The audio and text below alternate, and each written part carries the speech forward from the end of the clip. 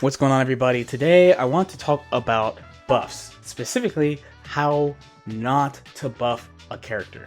So Arc System Works has had quite the reputation with buffs and nerfs in the past. I'm sure you maybe seen some videos about it. A long running joke with people who play these games is that we kind of thought that the devs kind of just took a dartboard and would just throw the dart and be like, okay, this character's getting buffed, this character's getting nerfed.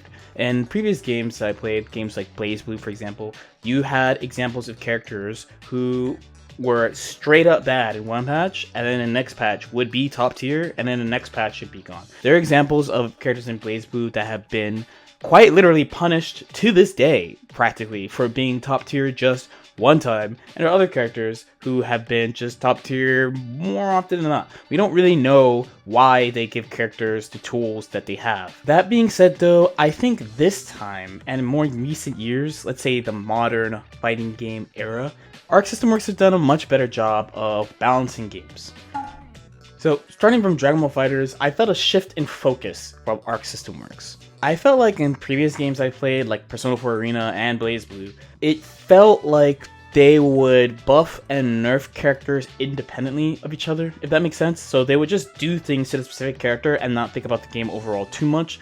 But overall, it just felt like, okay, this character is this now, that character is that now. But in Dragon Ball FighterZ, it was the first time that I felt like the changes to the cast had a specific singular goal. And I think for Dragon Ball, and also Guilty Gear Strive to a lesser extent, but really in Dragon Ball FighterZ, they really want people to feel like they can play any character in the game. And after all, that would make sense. It is Dragon Ball FighterZ. You definitely do not want to have a game that's based off some either anime IP or maybe movie or just something that you love, and then have your thing that you like be like the only unplayable thing. There was a lot of back and forth about character discussion in this game, Dragon Ball FighterZ. For example, there's Beerus in Season 1. This character was considered unplayable. Essentially, people were like, this character is weak. This character in the show is an incredibly strong character. So fans of this character come to this game and they're like, wow, he sucks. This really sucks. It feels just awful. So, between character buffs, adding more assists, changing certain system mechanics, they have continuously aimed to make it feel that you can play any character in this game. This brings us back to Guilty Gear Strive. So, there's been a couple of balance patches so far since this game has come out, and to me, so far, the theme here is slightly different from Dragon Ball FighterZ. Of course, they still want you to feel like you can play any character. Like many modern fighting games, the common thread is the weaker characters aren't bad. It's usually that the strong characters are just really strong. But I think in Guilty Gear specifically, the main thing they want people to do is to use all the characters' moves. So this makes sense, of course. There are definitely cases of characters where you don't use all their moves outside a couple of niche cases, or the character has a move that is so overwhelmingly good that you use it in almost all cases. I played a character like this myself in Persona 4 Arena 1. I used Mitsuru. There were very many memes about her using one button, including someone who made a stick that had one single button, the A button that you use to do her jab. So the focus on making sure that characters use their entire toolkit is understandable. When Guilty Gear Strive came out, Sol was considered by far the best character in the game. He had really strong pressure, he dealt a lot of damage, and he had pretty easy access to it. Also, his normals were much better. Now, Nagoriyuki, as I've discussed on the channel before, when the game came out, he wasn't really considered really strong. It wasn't until after the first EVO, so EVO 2021, which was online, where people started to think that Nagoriyuki was really strong and it became a more common opinion. Since the game has come out, we've had a couple of major patches. So these characters have both received buffs and nerfs. The main thing is though, because they want people to use the character's entire toolkit, characters like Nagoriyuki, who people got around, again, 2 to 3 months before people kind of came around to the character being a very strong character. This character, Nagoriyuki, has received buffs, even though people consider him at the moment to be like a top tier character. Basically since EVO 2021, I would say, where Sol, who was considered the best character, has received buffs, but also nerfs. But the nerfs he got affect him much more in relation to the cast. Let's start with Sol. What did they do to Sol? So, some example of things that they've done to Sol, buffs-wise. This is no longer counter hit state. So, after the active frames are done, Before, when the game came out, this was actually counter hit state even in the recovery. Now, it is not. Bandit Revolver is faster than it used to be. His throw has less recovery than it used to, by 8 frames. And he has some buffs that many characters got, like reduced pushback on his 2K, which helps with 2K to knee, changes to his jump P and his jump kick as well. Now, most of Soul's nerfs are related to 2 of the things that people really had big issues with. Some things in neutral and damage. So this move, Night Raid Vortex, does less damage. Fafnir, this move does less damage. Farslash, this move does less damage. 6S, this move, guess what, does less damage. Then there's a couple of like hitbox things that they changed. So this move is basically instant as far as startup, so you can't see it. You can see it once it happens, but he can use it from pretty far and safe range. Once upon a time, this move, you really just could not mess with this move. But now, it is very practical to 6P this move. Fafnir as well is vulnerable to 6P as well. Outside of moves just straight up doing less damage, he's had some combo changes as well, primarily to 6P, where once upon a time this would bounce off the wall on a hit like that. So in a case like this, when the game released, Nagoriyuki would bounce off the wall and Soul can follow up with combos. Another change that affects his combos is what they did to 5K. The second hit of 5K has less hit stun and block stun that it used to have, which takes away this as a combo. Essentially, the main things they've done to Soul is just make combos do less damage, because people were really complaining about his damage. His combo ability is still good, and his damage is still good. It's just not as good as it was. And again, you also have to consider that a lot of system changes were made to the game between Faultless Defense no longer adding additional block stun, which is a classic Guilty Gear mechanic, Faultless Defense costing less meter, Faultless Defense adding more pushback. Things like this affect Soul at like a macro level. It's something that all the characters can apply to defend Soul. But then we could look at Nagoriyuki. So Nagoriyuki has received nerfs since the game released. So once upon a time, this dealt unscaled damage. So before the October patch, getting thrown by Nagoriyuki and canceling it into a fast RC led to massive damage, like huge damage, game-winning damage. His 2H has also been nerfed. So they reduced the lower hurt box, which means once upon a time, this move used to hit Gold Lewis crouching. This is what we call the magic of fighting games, everybody.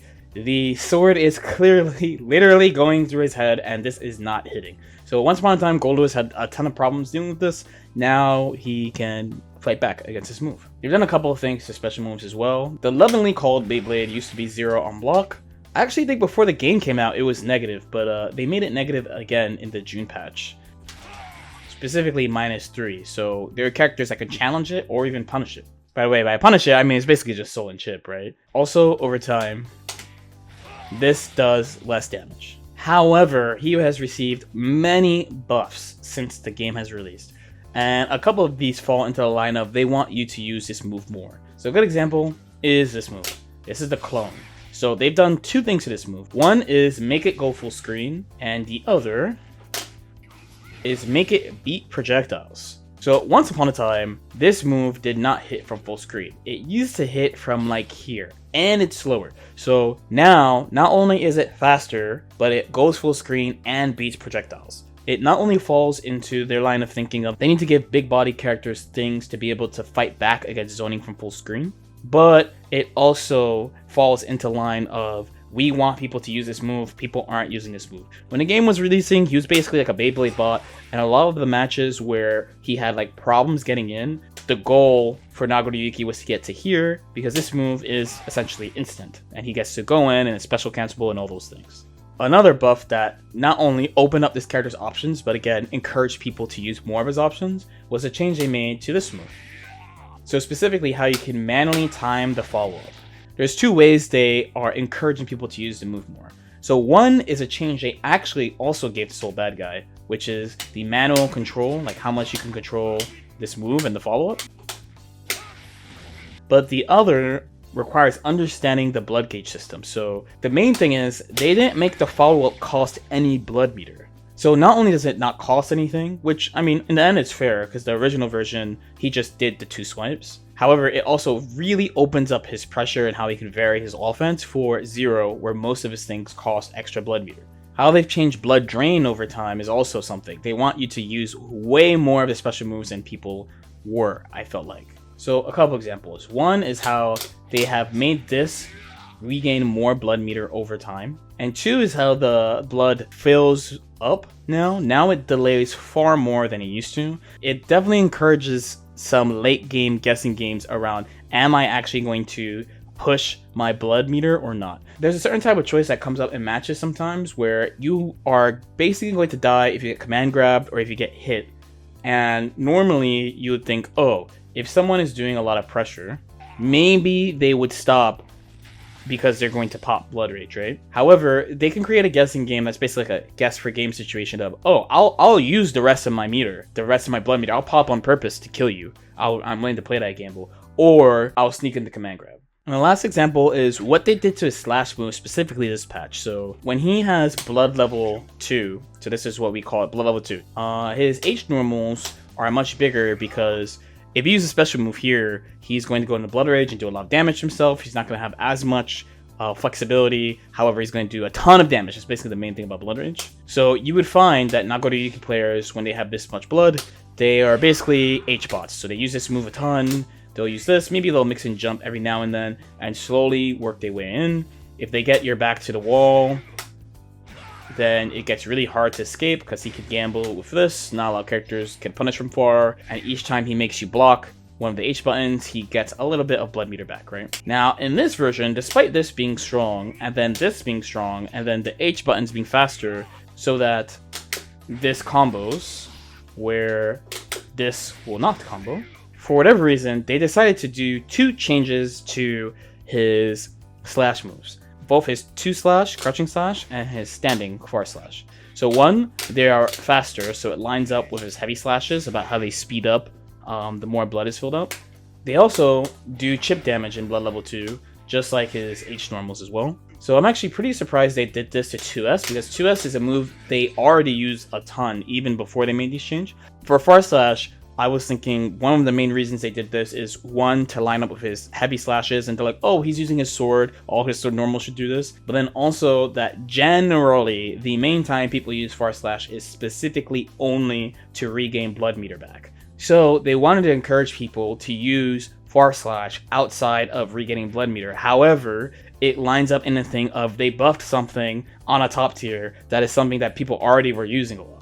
So in Nago's case, compared to Soul, I feel like Soul, because he's a simpler character, he's a character you pick when you're new to the game. He has pretty straightforward rushdown. His guessing games are all pretty straightforward. It was really easy for them to aggressively target what people didn't like about him. While with Nago, it's a little bit harder to do because it's on his special moves. Like, a lot of the reasons why he's good, despite his weaknesses like not being mobile, not being able to air dash, not being able to run, comes from his ability to attack from safe ranges instantly, how much damage he does, and how much space he controls, and how consistently he can convert. But unlike Soul, so they actually took away some conversions from Soul. They don't take away Nagoriyuki's conversions. But then on top of that, they're like, oh, people aren't using this with Nago, let's buff this so people use it with Nago. Even though the rationale makes sense, I'm sure there are people who are not happy about it.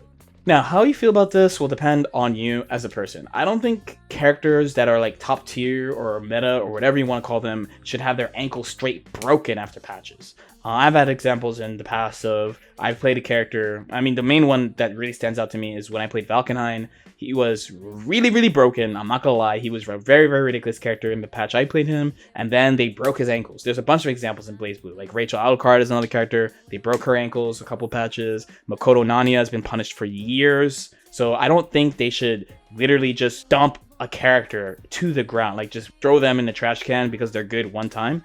Some people actually enjoy playing these characters. You might be surprised, but some people have fun playing these characters. So I don't think it's fair to take away the fun things about that character that people enjoy. I think it's better to just try to get everyone just close to the ideal level where just everyone can play the character that they want, and that's okay. While the idea, the concept is good, encouraging people to use their entire moveset is a great thing.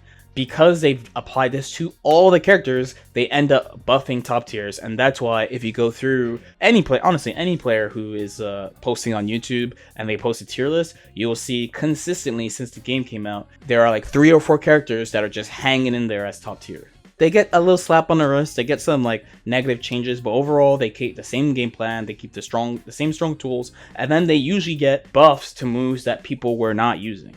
I low-key think this is not totally the way to buff a top tier like this. It's not totally the way, but we'll see what they end up doing in the future. As usual, if you guys have any questions or comments, feel free to leave them in the comment section below. Like and subscribe if you guys feel like it, and I'll see y'all next time. Peace out.